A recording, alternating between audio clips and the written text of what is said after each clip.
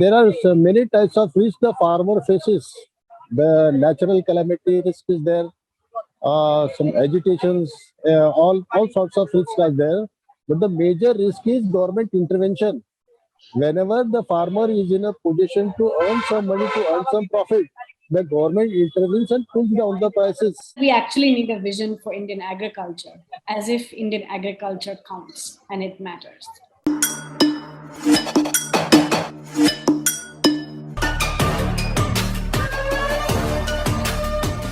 Hi, I'm Shoma Chaudhury. Thanks for watching Enquiry.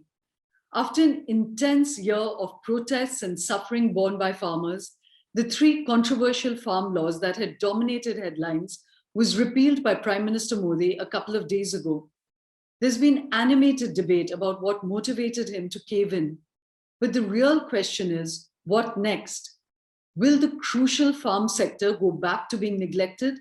Or is this a hard-won opportunity for much needed changes to be implemented through correct democratic process? What were the flaws in the acts? What are the ideal changes that are needed? And is the protesting farmers' demand for a minimum support price to be implemented across crops a sustainable and even a desired outcome? To discuss all of this, I have two wonderful and informed guests on the show today. Mekhala Krishnamurthy, who's a professor at Ashoka University and who has worked intensively with farm markets, and Anil Ghanwat, who's the convener of the Shetkari Sangathan, a farmer organization that was started by the legendary Sharad Joshi. And Anil ji has also been a member of the committee that was appointed by the Supreme Court to suggest amendments to these three controversial laws. His report is not yet in public domain, but one looks forward to the insights that both of them will bring to the issue. Thank you very much for joining me, Mekhala and Anil ji. Thank you very much. Okay. Anil ji, let me start with you. There's a lot of excitement and relief about the farm laws being repealed by most farmer organizations. But you represent the Shetkari Sangathan, and you are one of the few voices out there who's seen as a farm leader, and you are very disappointed that the farm laws have been repealed.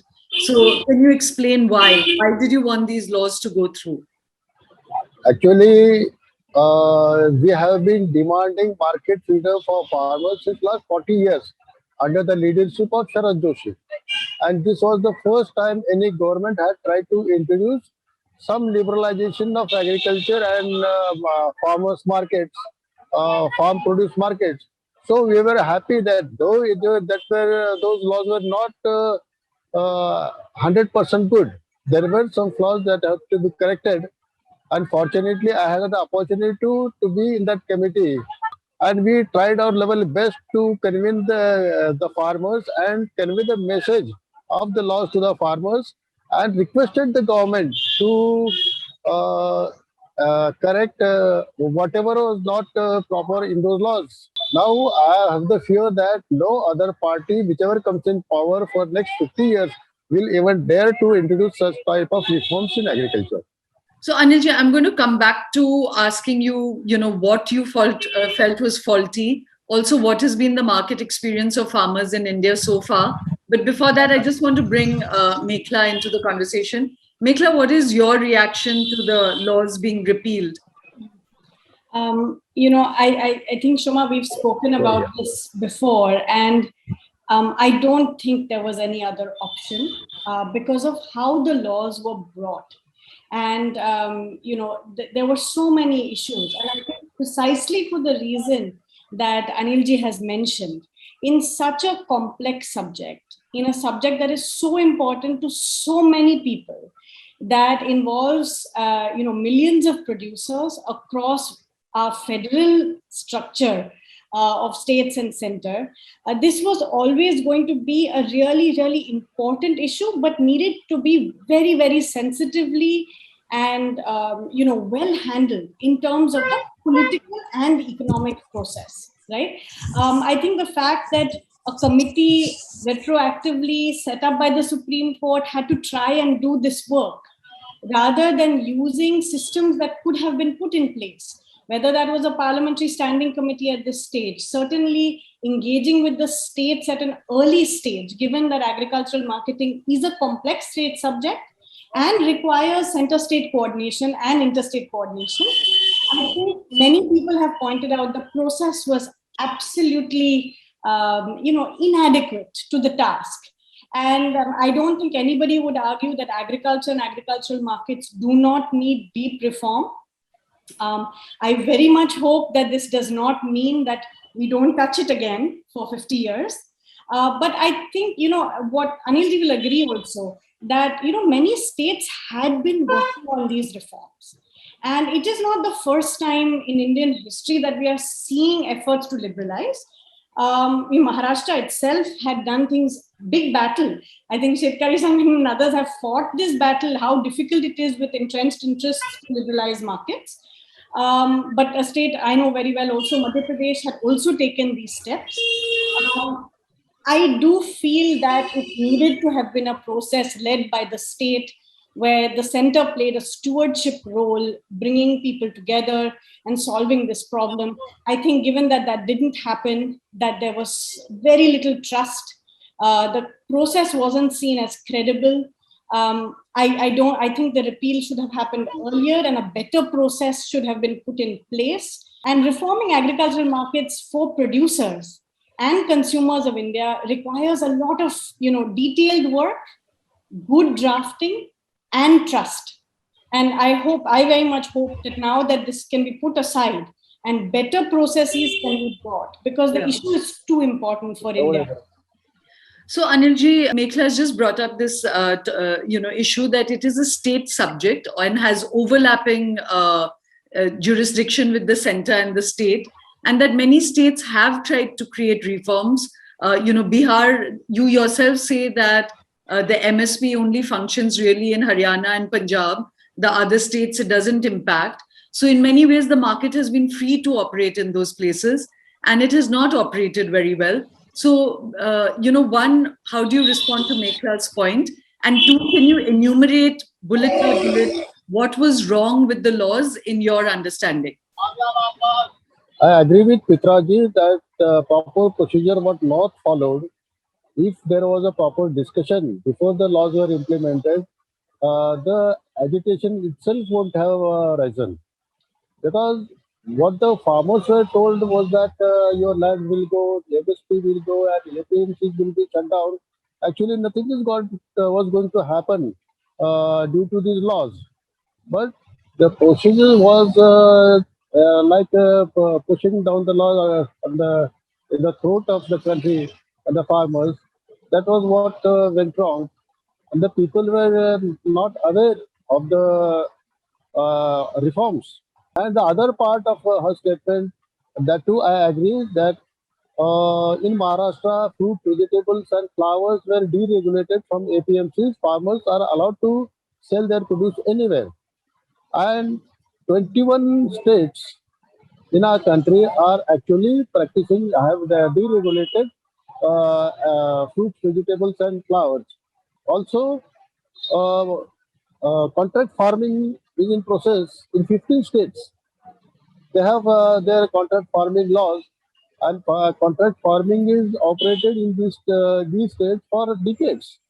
So that even if these laws were not introduced, there would have been any problem. The major issue was the Essential Commodity Act. We welcome that pulses, oil seeds and grains and onion and potato were removed from the essential commodity list. But they also added a clause that if the retail prices of perishables, that is onion and potato, rise 100%, the retail prices go up by 100, it will come under ECA once again, and ECA will be invoked. And also, if the prices of pulses, cereals, and oil seeds rise by 50%, they will come under ECA. So, result was that the day the laws were introduced, there was a export ban on onion. So, this type of reform was of no use for the farmers.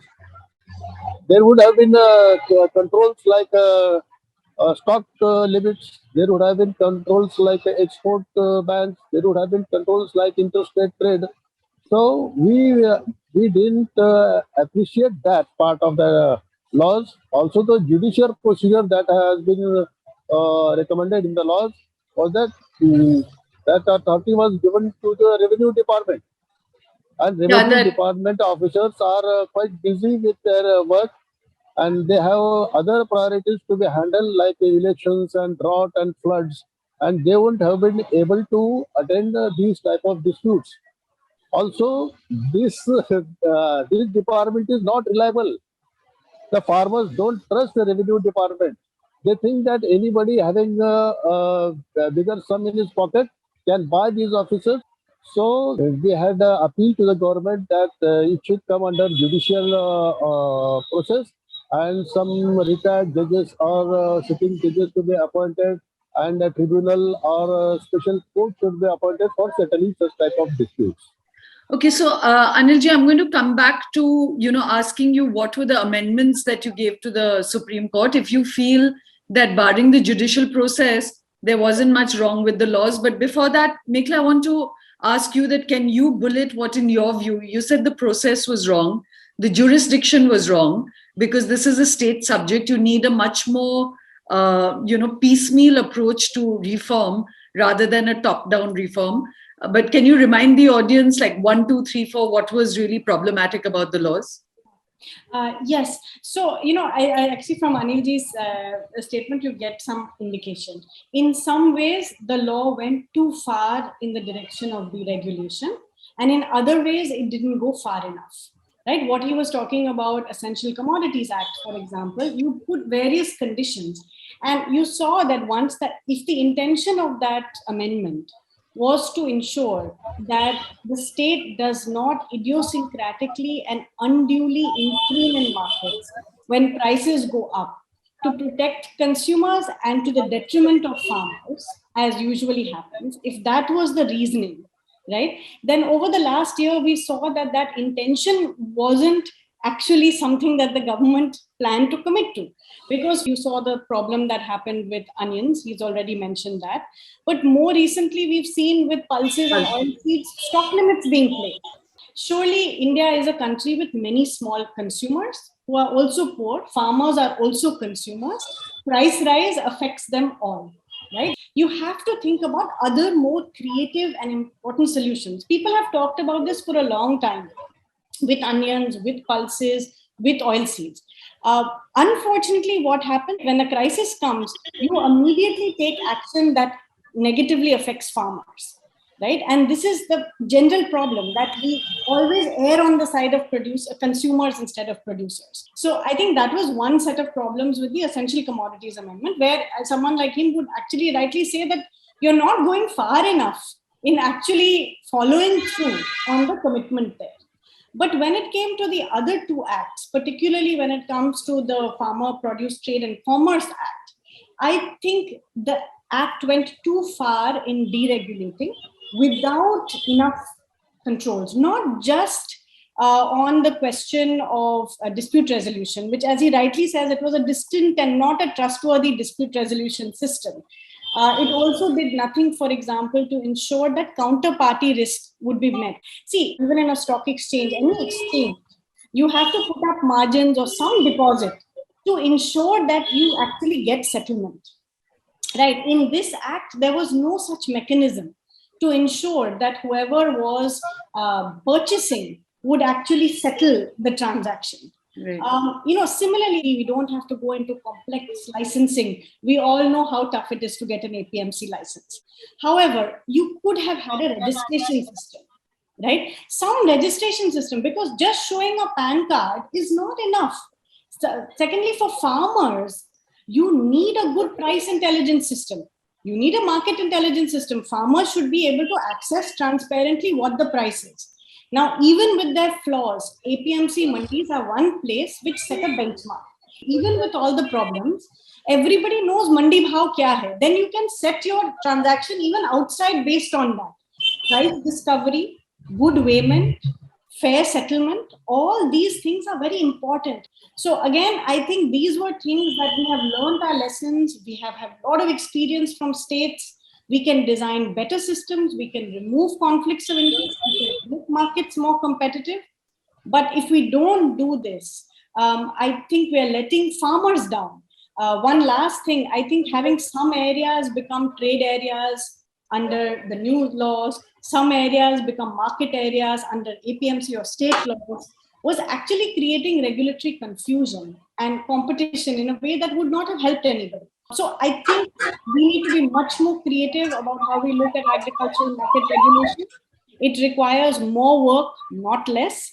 I think people like Anil ji and others can advise on how it can be done in a way that is practical, but also robust. If we don't do that, we're letting farmers down, I would say. About price discovery of the agriculture produce, APMC will continue to be the main source of price discovery because that's the market that has been developed for decades. And today also, the APM, the traders operating in the mandis have created groups of WhatsApp groups, and they every day they are sending messages to the farmer groups that in our mandi onion has been sold at this rate or potato is being selling at that rate and all other products. Every day, twice a day, we are receiving messages what commodity is selling at what rate in which mandi. So price discovery system is there, and that is the basis of the trade outside the mandis. For example, around Pune we have some centers of Big Basket and Reliance Fresh, which procure vegetables from the farmers. And their basis of price discovery is that the mandi price of that day will be declared for 3 more days in their center, and they will be paying 1 or 2 rupees more than what is paid in the mandi. And the farmers say that they are benefited because they don't have to spend for the transportation, they don't have to spend for the packaging, they don't have to waste their whole day in the mandi because they have to reach early in the morning before 4 o'clock and sit there to get the money till evening 4 o'clock. So the whole day was wasted. Here within an hour they can go home and do their work. So price discovery can be managed this way. Yeah. Right. But, Anilji, there was also a fear expressed that while these laws were supposed to help small farmers, the Prime Minister himself said that you need almost 10,000 farmer producer organizations to be created. You needed networks, you needed warehousing, you need the infrastructure to be put in place before the small farmers can even access markets. So this theoretical idea that some small farmer in Karnataka who has 1 acre will be able to access some market in Punjab, which is giving a better price, was a very unfeasible dream because these structures don't exist. So do you think that this should be a slow, organic process? Like if, for instance, there's this talk about a crop pattern that, Punjab needs to not grow rice, then rather than in one jhatka making people afraid of losing a livelihood, why not incentivize other kinds of crops so that there's a natural market movement away to something more profitable? Were there not more kind ways of doing this? Of course. Diversification is what is needed today. In Punjab and Haryana, farmers are producing only wheat and rice. Rice is a water guzzling crop, and the data shows that the water level in Punjab is depleting so fast that it is in the red zone. The whole, considering the whole world level, Punjab may be a desert after 10 to 20 years. They won't have water for even drinking. So they have to diversify, and support from the government should be given to the Punjab farmers for diversification. Food processing industry, vegetable processing industry is developed in Punjab. People will grow tomatoes, people will grow chilies, people will grow other crops and diversify from wheat and rice. Today there is no industry in Punjab. Farmers are going after wheat and rice because government is procuring whatever they produce. We need 41 lakh tons of buffer stock, and we are procuring 110 lakh tons of buffer stock. We don't have infrastructure for storing it. We don't have enough storage facilities. We are putting tarpaulin, and the whole thing is rotting. Whole stock is getting destroyed in the rains. The rodents are eating it away. So we are wasting our money there. Instead of the money wasted, there should be diverted to the Punjab farmers for diversification. The private sector should be incentivized to build godowns, to build cold storages, to put in processing industry. That is the solution for this, not just declaring MSP for all crops and government keep offering whatever the farmers produce. Yeah, but to come to Mikla, to the other demand now, which the protesting farmers have been making, which is a MSP for the 23 crops. They're saying that now they will demand for that because they see no other way that farmer income should double, that, they have to have profitability. So they're going to insist on that. What do you think about the MSP being there for all crops? So, I just want to take 2 minutes to talk a little bit about what Anilji said about mandis and why they're important, and why I think the messaging as well as the way in which the laws were brought undermined the current mandi system. The messaging was abandon your mandis, you're free from mandis, you're released from mandis. APMC versus private markets. APMC is also a market for private buyers. The firms who are licensed in the APMC mandi are private firms. They have to follow certain mandi rules and regulations, but they are not always state buyers, no, except in Punjab and Haryana. In other states, the mandi is full of private buyers. So it is a market site. It is not a government buyer. The mandi is a regulated market, right? What farmers need is well-regulated markets with genuine competition. Right. So if you have other buyers, whether they are FPOs, whether they are private companies, whether they are processors or millers operating outside mandis, smaller buyers, it is good for farmers. If you have good mandis with good benchmarks, good private trade outside is also, regulated. It's very similar, right? If you have good public schools, your private schools also the benchmark goes up. You have better trade. You have good public hospitals. You have good private hospitals. But if you don't, what you get is passive privatization, and what you get is deregulation. And in a market where you have many small sellers and few larger and powerful buyers, this is not in the interest of farmers. Now, the thing is that markets, even if they are well regulated, right, will not take away risk. And one of the key things for farmers is better risk mitigation, right? If you're going to deepen participation in markets, no farmers all over the world are left to the whims and fancies of markets. They are food producers. So it is very important for us to think about a range of risk mitigation strategies. Collectives are one way in which it happens, where they strengthen their bargaining power in markets. But in other countries, you have forwards markets, futures markets, you have other kinds of insurance, you have policy risk, many different kinds of things, right? Farmers face production risk, exchange and market risks. They need to be protected on all of these fronts. And this is something we have not invested in at all adequately, right? Secondly, while private sector is very important, I think there are two things for us to keep in mind, right? The Indian private sector is not only large corporates, right? Farmers are also private actors. They are small participants and major entrepreneurs. They take more risk than anyone else. A cooperative or FPO is also a private player, right? A small regional processor, miller is also a private player. Your street vendor, your food cart vendor is also a private player. So in India, with so many people dependent on agriculture and agricultural markets, we need to have an imagination for the private beyond simply large-scale corporate actors. Where you have large-scale corporate actors, all countries will put proper antitrust, anti-monopoly watchdogs in place. The Competition Commission of India is not up to the task yet. We need to build much better systems by which you actually monitor, corporations if they come in. But all over the world, we see when there's consolidation in the chain, you start seeing restrictive trade practices coming. And this hurts consumers and producers. So we needed to have taken precautions on that as well. When it comes to the MSP, I think, Anilji has also said it. Look, for our MSP procurement policy is overly focused on cereals. It is still overwhelmingly paddy and wheat centric. We have slowly started procuring other crops. I think it is very important for states to determine their particular strategy, and you will need a mix of strategies. I think the problem is the MSP has been the only system that has worked, right, in these states. We've not tried many other things. We put this policy in place in the 60s and 70s, and we still haven't changed it, right? Markets are very dynamic. Agricultural produce is dynamic. People's nutritional requirements are changing, and growing. We need much more dietary diversification as well. So I think there are things that the state governments can do.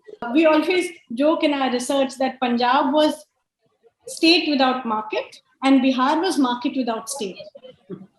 Neither is good for farmers or for consumers in food and nutrition, right? You need both the state, and the state needs to set the system of what a good, competitive, well-protected market could look like for producers, right? And for consumers. So I don't think the current MSP regime is sustainable. I think it has to shift. I think farmers and governments in Punjab and Haryana know this. Like Anilji said, the state needs to talk to the center and come up with strategies that actually enable this transition. It won't happen immediately. It will take time. It will require different kinds of public support. But we should learn the lessons from the past. We should not get back into a system that gets you stuck in a hole. We must prioritize diversity, in terms of both nutrition and production. So I think those are the directions in which we have to go. I'm only hoping that what Anilji said at the beginning doesn't happen, that now everybody gets scared and says agriculture is unreformable. Because I can tell you, the Indian farmer is not unreformable. The Indian farmer is actually incredibly dynamic and versatile. So we mustn't lose faith. And I think if these, farmers had serious concerns, must do better. And they themselves, I've never met a farmer in any of these states which don't understand the problems of water, don't understand chemicals and fertilizers and what they're doing, understand input costs. So I think we need to, redouble our efforts now. We should take the right lessons from this entire episode. So Anilji, we'll wrap up soon, but like you mentioned, Sharad Joshi, a legend in in farming issues, a farm leader, and right from his time, you all have been believers in markets. But why is there this farmer fear of corporates? If the experience was good, and I don't believe in this, that people are doing propaganda which is putting fear in their minds, because they are all very intelligent. If they see that it is going to be profitable for them, it's a better way. They are not unintelligent children. So how do you address this fear of the farmer's experience with corporates and this business about losing land, that if you are indebted to large companies, you will have nothing to leverage except your land? Firstly, before I forget, I would like to point out Mitraji's statement about risk management. There are so many types of risk the farmer faces. The natural calamity risk is there, all sorts of risks are there. But the major risk is government intervention. Whenever the farmer is in a position to earn some money, to earn some profit, the government intervenes and pulls down the prices. What has happened in case of onion, it has happened now in case of soybean, it may happen in case of cotton too now. So this is the major cause of farmers' poverty, government intervention. Whenever the farmer is in a position of earning a few rupees, the government comes in and pulls down the prices. I won't go in detail about that, but the next part you said, what was that? The fear that farmers have of corporates. Yeah. I'm a farmer and I don't have any fear about corporates in my mind. Actually, we deal in every aspect with the corporates. Who produces tractors? Who manufactures tractors? It's the corporates. Who manufactures fertilizers? It's the corporates. Who manufactures seeds? It's the corporates. And they have never plundered us. If this fear has been pumped into the minds of the farmers by these people who are leading, they are not farmers. I don't name them, but they are not farmers. They have farmed that, and in every case, they are saying that these corporates will plunder you. They will take off your land. How is it possible? A farmer doesn't allow his brother to take an inch of his land. How will he allow a corporate company who is coming from outside take away his land? And in a contract farming, in this law particularly, the contract was only for the price, not of the land. It is completely clearly stated that no contract will be made for the lease of the land. The land won't be leased, it won't be sold, it won't be transferred. And if the farmer has to pay the company, contracting company, some amount, in no case the farmer's land lease will be taken away for recovering the amount. So when it is clearly stated that the farmer's land is not as this fear was pumped into the farmers. Actually, farmer is dealing with corporates every day. Every item we handle, every item we purchase is produced by a corporate company. Actually, only if corporates companies are incentivized, they are promoted to invest in the farming sector, in the processing industry. The processing industry will come up in rural areas. 40% of our commodities have to be thrown away. They are wasted because we don't have processing units, we don't have storage facilities, we don't have cold storages. If private sector invests money in storages and cold storages, godowns and processing industry, we are going to save 40% of our produce. Mekhala, do you agree with what Anilji is saying? We don't have some of the other farm leader on the show who are very anti the corporatization of farming. So if you were to, talk about their fears, and do you agree with what Anilji is saying? So I think he is completely right about the question of the risk of government intervention. Policy risk is a very real issue. And there are also ways in which you handle that, right? Sometimes you do need to, even as a government, take decisions that affect farmers. Say, you have a trade agreement, it's a global issue, you're making. There, most countries actually compensate farmers if they take a policy risk that, actually affects farmers. And our government must become mature like that, right? If you know that Maharashtra's farmers are going to suffer because of a policy decision, which is why federalism and interstate and center state is so important. You need to have a conversation with these, with farmers and with the state government and say, I see this is a problem for your farmers, right? I think there's a rational and a good and a mature way to do this. And then there's the way we currently do it, which is very knee-jerk, and it usually affects farmers the worst. I think it's very important to keep in mind that, Anil is talking from the perspective of a state also, Maharashtra. Punjab is another state that has dealt actually with corporates for a long time. But many, many millions of small and marginal farmers, they don't even step foot in a mandi. Yeah. They sell to small traders in the village still. They don't deal with corporates. They don't even get a well-regulated local market. In many of their villages, they don't get formal credit. This situation is also the reality. And this is where the state plays an important role, not in doing random interventions that close off the market, but in providing well-directed public investments, right? We need to include better credit. So, what Anilji is saying is right. Farmers deal with corporates. But if your entire life is dealing with a corporate who gives you credit, who gives you access to the market, is the only buyer, then you have the problem of interlinked markets, and that is where you get squeezed. That is precisely why competition is important. The more options farmers have, the better off they will be. So my concern, and in agricultural markets, consolidation, it happens when corporates control the entire chain. The way people make profit, the large multinational giants make profit, is by controlling imports and controlling finance and controlling output markets and controlling retail, right? That is what has happened in the United States, where you have very industrialized agriculture.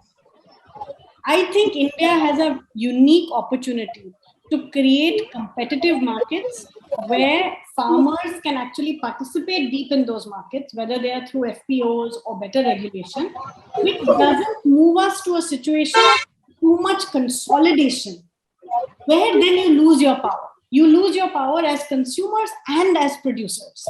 So I completely agree that there is no need to fear anybody if you are structurally strong, if you are not dependent. Many times when I would talk to farmers in the US, they used to tell us, we are not farmers. We don't have choice. We are actually now, in some senses, contract labor. Factory workers. Yeah. Factory workers. Our farmers are farmers.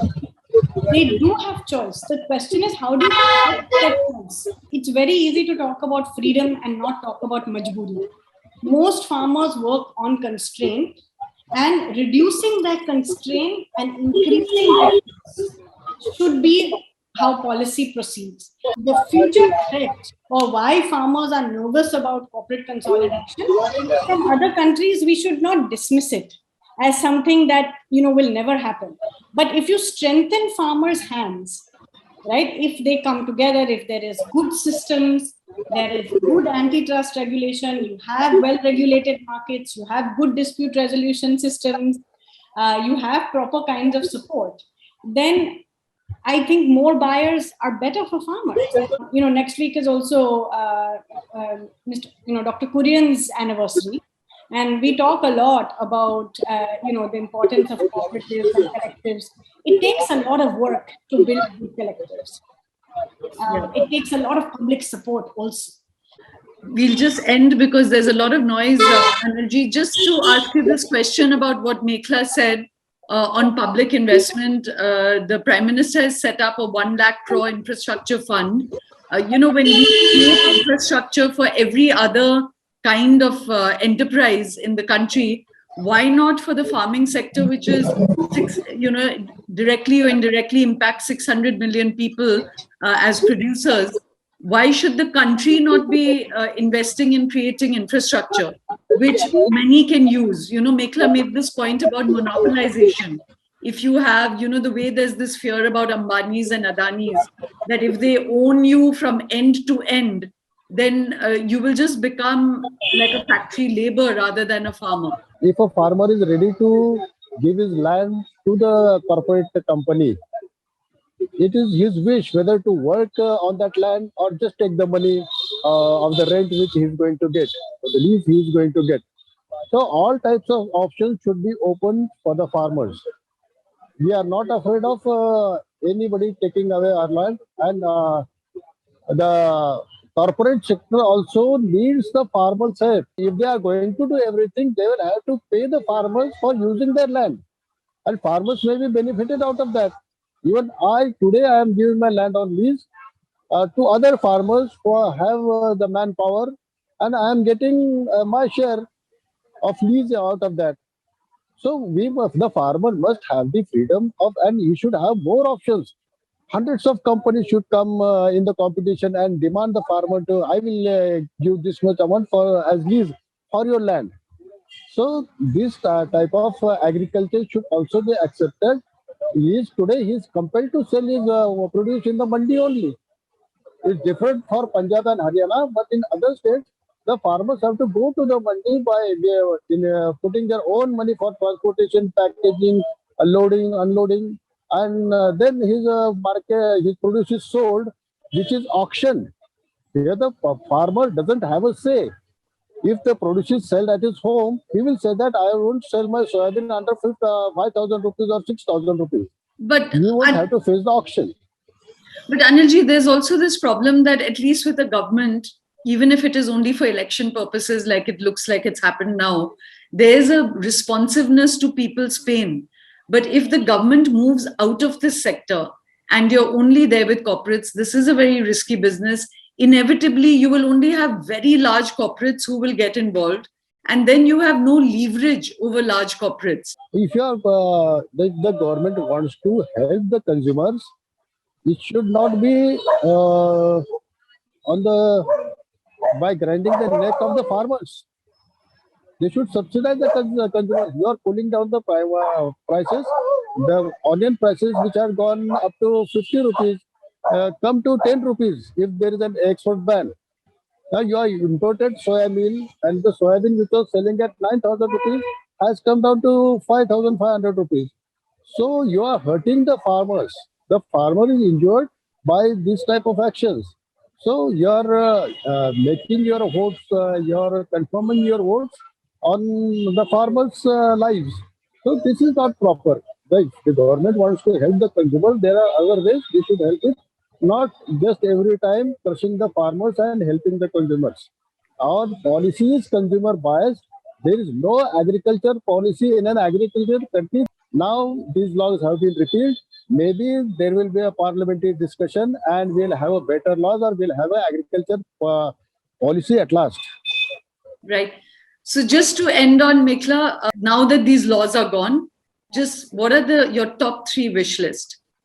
No, I think, what Anilji said is right. I actually think I have one top only, like it is that we actually need a vision for Indian agriculture, as if Indian agriculture counts and it matters.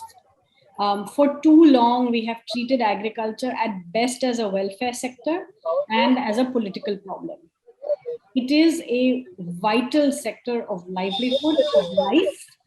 And it connects all parts of Indian economy, society, from producers and consumers, and a huge number of people are dependent on agriculture beyond producers themselves, right? And all of us as consumers are part of an agrarian society. So to me, I think it's gone on for too long that we haven't had a policy. We haven't had a vision. We've had commission reports that are long, voluminous reports, but it isn't a vision for agriculture that recognizes it as a productive, dynamic, and vital sector, right? And I think that's the biggest problem. So we said this last time as well, agriculture is not a legal problem. It cannot have just a legal solution. Good laws and regulations are important. They need to be well designed, carefully done. They need to respect federalism. They need to understand the diversity, the agroecological and economic diversity of India. We can do much better than these laws. Hopefully, we will do much better, keeping federalism and states at the heart of that story. But I think, first we need a comprehensive vision that takes context into account. I think the second thing is the states have to step up. For too long, the states fail people, and then the center says, well, the state's not doing it, so we will take, a heavy-handed approach and then, take these courageous reforms. But they'll never work, right?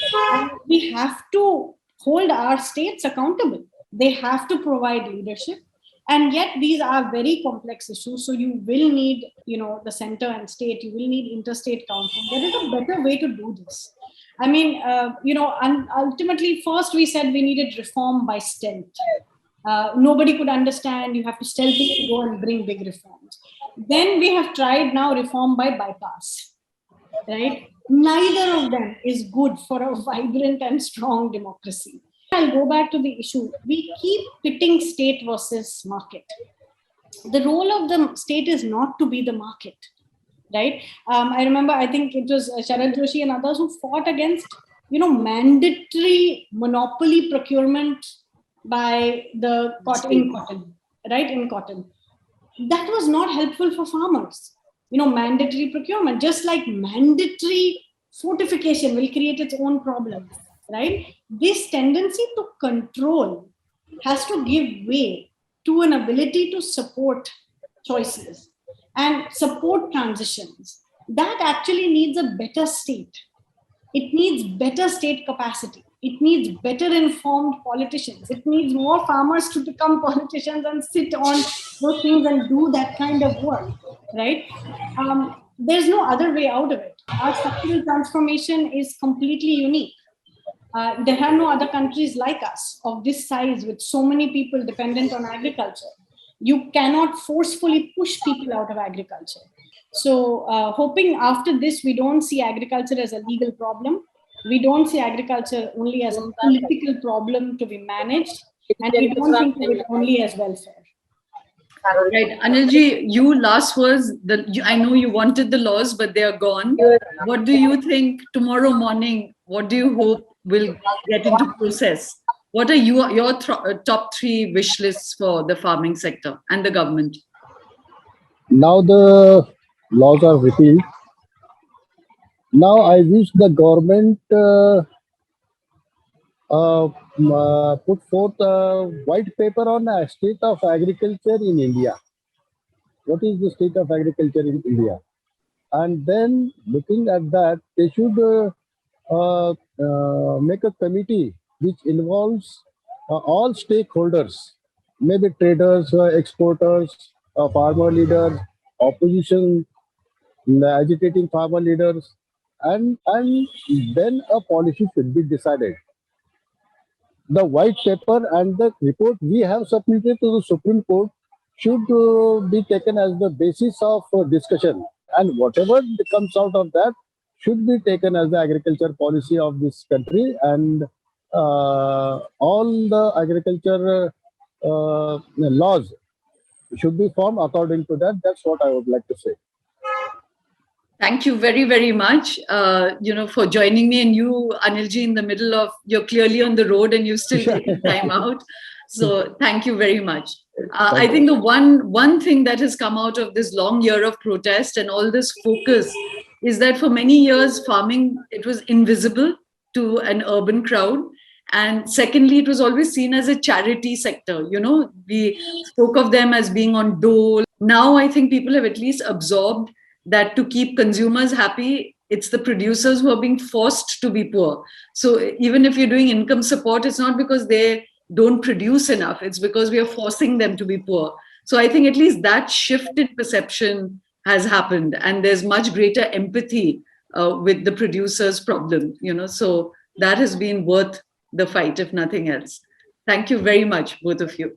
And I hope a democratic process comes out of this.